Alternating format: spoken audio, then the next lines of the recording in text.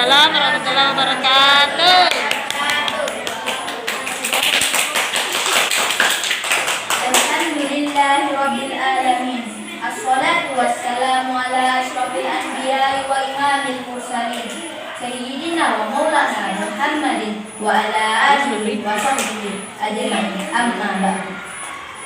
Yang pertama dan paling utama, mari kita panjatkan puji dan syukur kehadiran Allah Subhanahu wa taala. Karena sungguh tiada Tuhan selain Allah yang menguasai seluruh alam ini. Salawat serta salam kita limpahkan ke Nabi Muhammad sallallahu alaihi wasallam. Semoga kita sebagai pengikutnya mendapatkan syafaat di hari kiamat kelak. Amin ya rabbal alamin.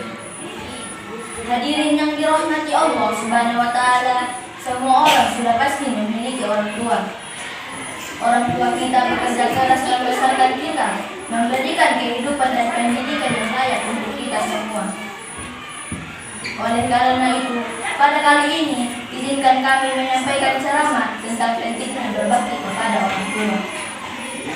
Berbakti kepada orang tua adalah salah satu sikap seorang anak terhadap orang tuanya, dan itu termasuk kewajiban kita. Allah Subhanahu wa taala mewajibkan setiap anak untuk berbakti kepada orang tua.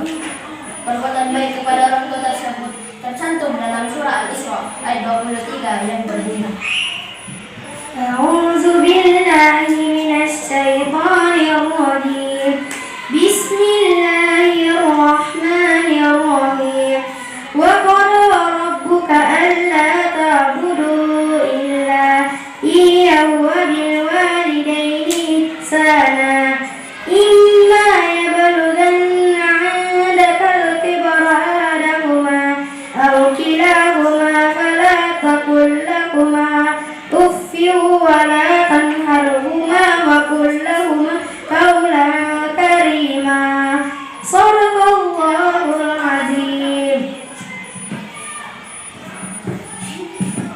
Yang artinya, aku berlindung kepada Allah dari godaan syaitan yang terkutuk dengan menyebut nama Allah yang Maha Pengasih lagi Maha Penyayang. Dan Tuhanmu telah memerintahkan agar kamu jangan menyembah selain Dia, dan telah berbuat baik kepada ibu bapa. Jika salah seorang di antara kedua atau kedua-duanya sampai berusia lanjut dalam pemeliharaanmu, maka sekali-kali janganlah engkau mengatakan kepada keduanya perkataan "ah", dan janganlah engkau membentak keduanya, dan ucapkanlah keduanya perkataan yang baik.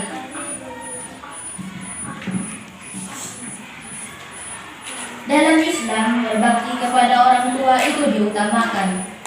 Berbakti kepada orang tua dapat diartikan sebagai rasa hormat dan rasa terima kasih kita kepada beliau. Berbakti kepada orang tua dapat dimulai dari hal-hal kecil, seperti dari membantu meringankan pekerjaan di rumah, berkomunikasi setiap hari jika Anda berada jauh dari orang tua, atau merawat mereka ketika sakit. Janganlah sekali-kali kita membentak atau menyakiti orang tua. Jika ada salah pada orang tua, segeralah meminta maaf. Sebelum kami menutup ceramah, izinkan kami memberikan sebuah contoh. Ibu harus kita hormati. Hormat pula kepada ayah. Mohon maaf, ceramahnya harus diakhiri. Semoga ceramah kami membawa berkah. Wabillahi taufiq wal hidayah. Wassalamualaikum warahmatullahi wabarakatuh. Assalamualaikum warahmatullahi wabarakatuh.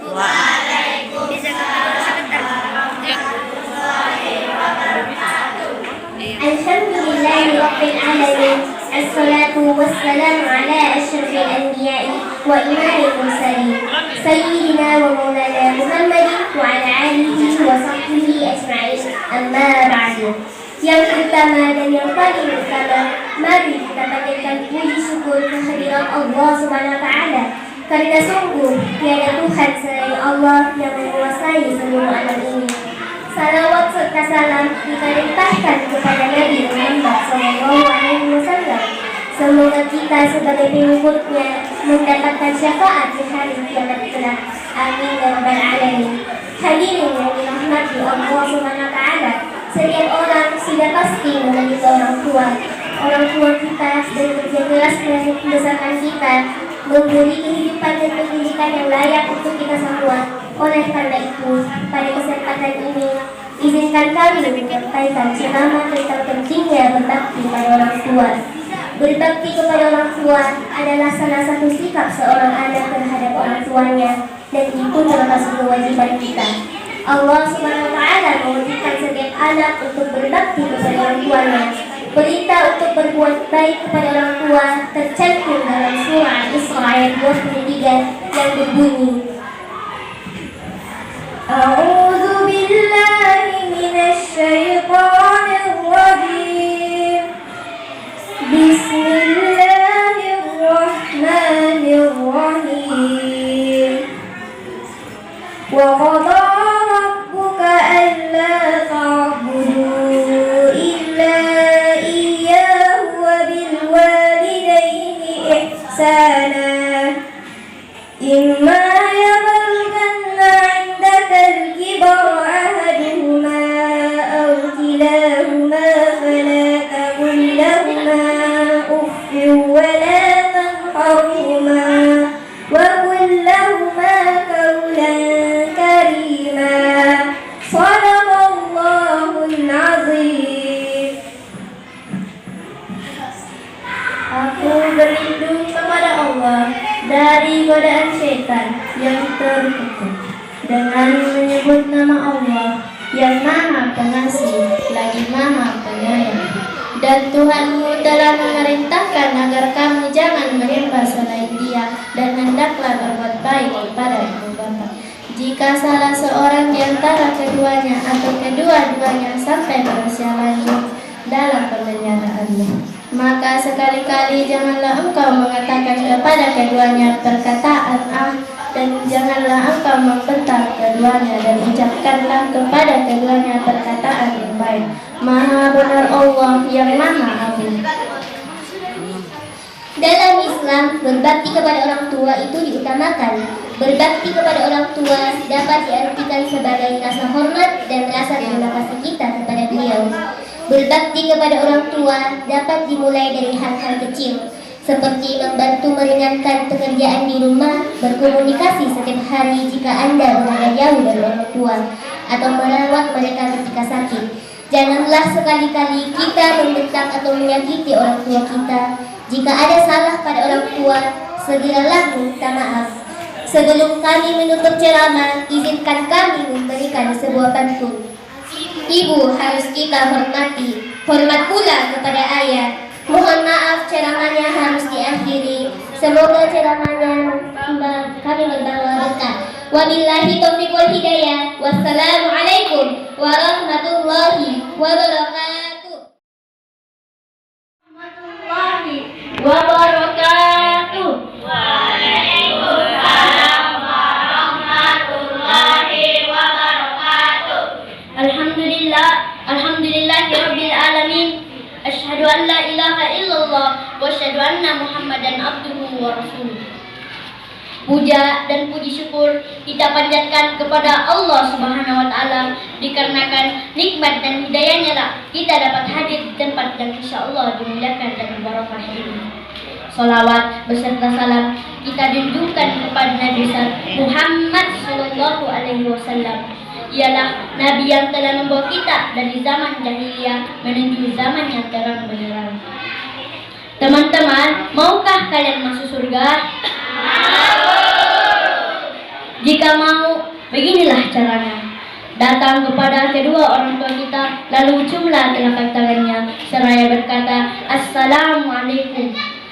Maupun ayah, abi. Satu ibadah yang agung setelah bertauhid kepada orang tua adalah berbakti. Bertauhid kepada Allah adalah berbakti kepada kedua orang tua. Ketahuilah, sungguh berbakti kepada kedua orang tua itu hukumnya wajib. Tak peduli siapa dia, pekerjaannya, dan kegiatan sehari-harinya. Yang jelas, yang kita panggil umi, abi, bapak, ibu, bahkan mama. Dia adalah orang tua kita. yang kita sayangi. Allah berfirman dalam Al-Quran dalam surah Al-Luqman ayat 14 yang berbunyi,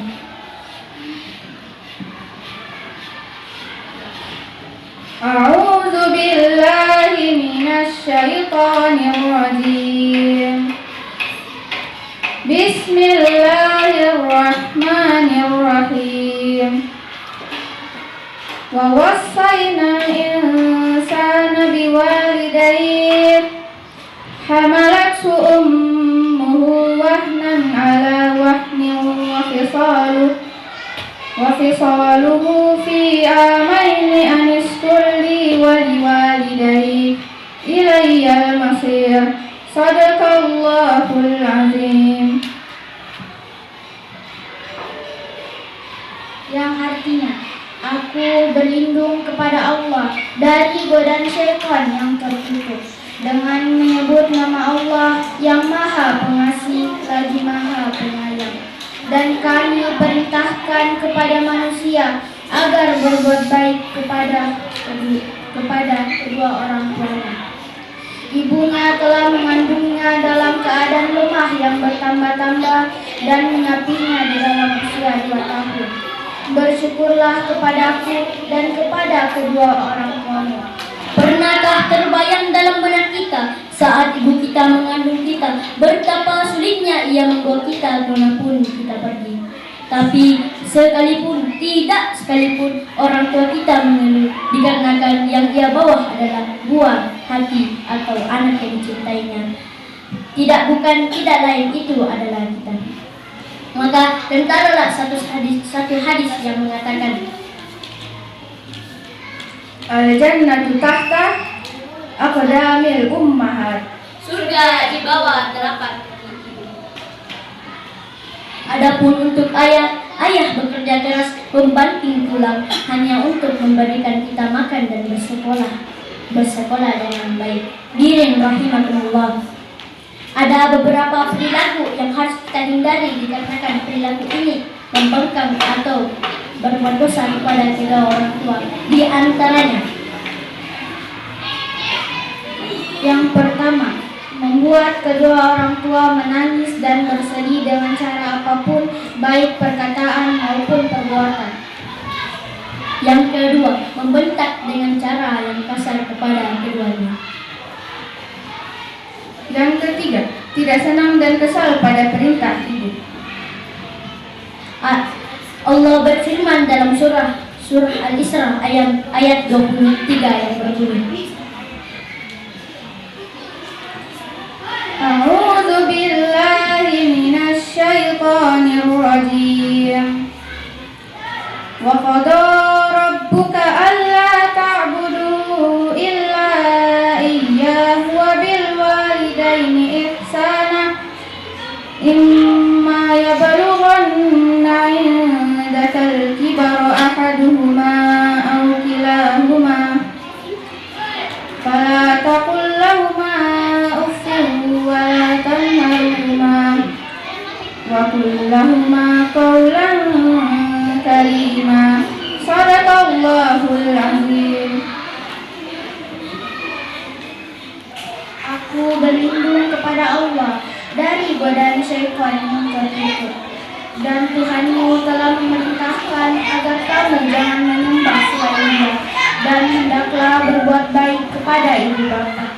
Ayat di atas menegaskan bahwa kita tak boleh berbuat kasar terhadap orang tua, meskipun perilaku dan juga sikap. Dan terima kasih. Assalamualaikum warahmatullahi wabarakatuh.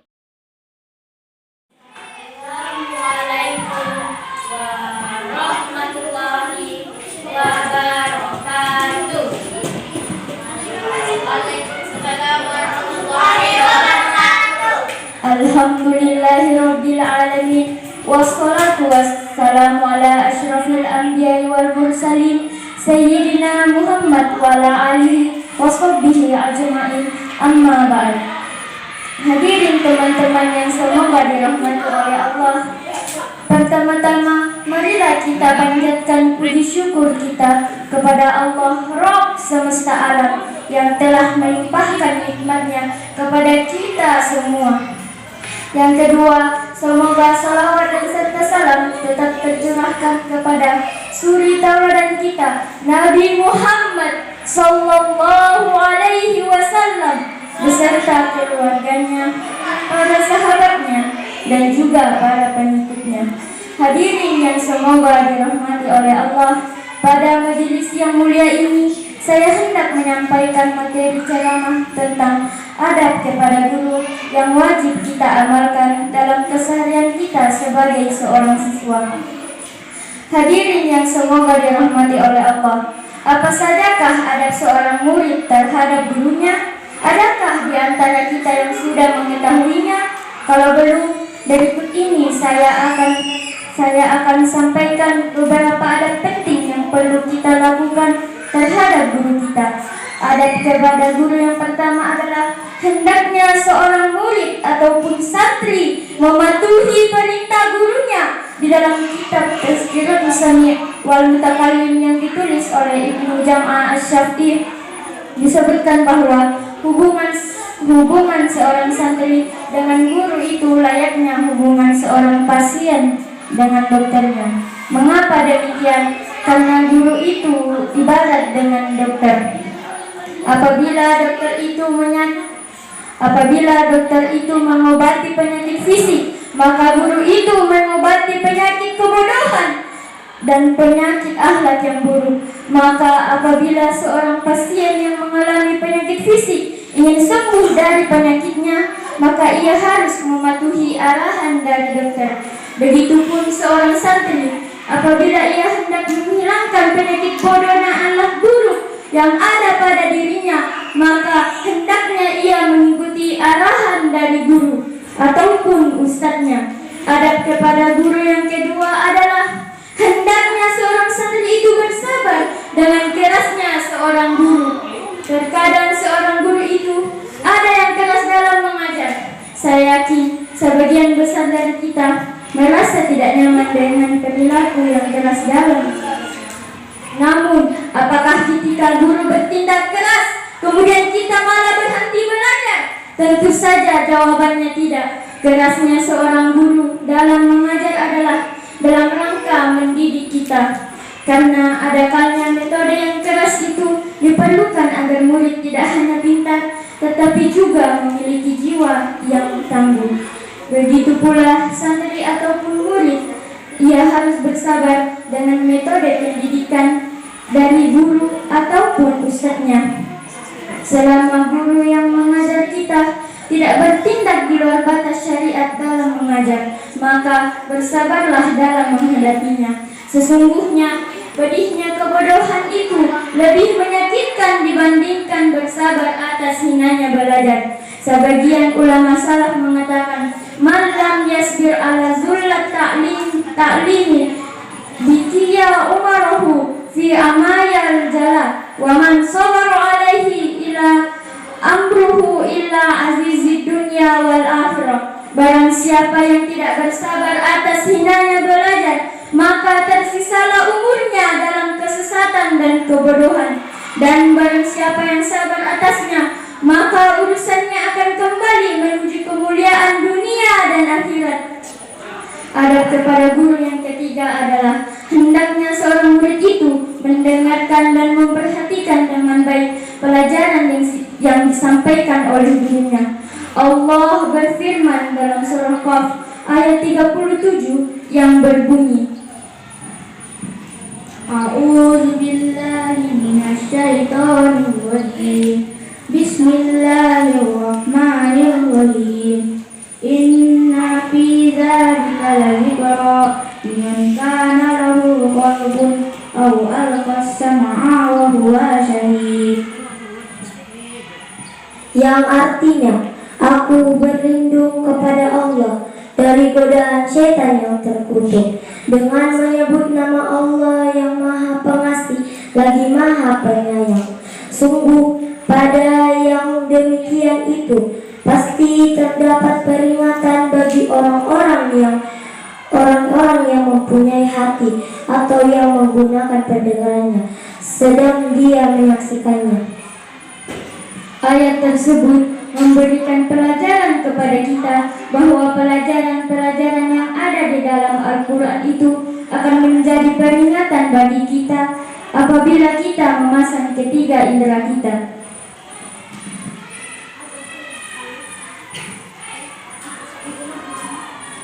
Demikian pula agar apa yang disampaikan oleh guru kita dapat tersimpan di memori-memori kita, maka kita harus menggunakan ketiga indera kita, yaitu hati, telinga, dan mata. Menuntut ilmu hendaknya kita benar-benar menggunakan hati kita untuk fokus, telinga kita untuk mendengarkan, serta mata kita untuk memperhatikan pelajaran dengan baik. Adat kepada guru yang keempat adalah hendaknya seorang siswa itu banyak bersyukur kepada guru yang telah mendidik dan mengajarnya. Sebagai seorang siswa yang beradab, kita harus memahami dan menyadari bahwasanya segala yang diberikan oleh guru kepada kita berupa pendidikan, pengajaran, dan juga perhatiannya adalah nikmat dari Allah Subhanahu wa Ta'ala. Bahkan teguran dan sikap seorang guru kepada muridnya juga merupakan nikmat dari Allah yang patut kita syukuri. Seandainya seorang guru itu tidak pernah memberi peringatan keras kepada murid ataupun santrinya, maka justru ini akan menjerumuskan murid tersebut ke dalam keburukan.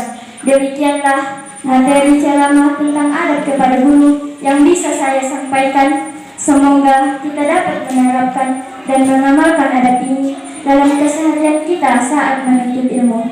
Mari kita akhiri dengan membaca hamdalah dan kafaratul majelis. Alhamdulillahi wa atubu ilaika rabbil alamin.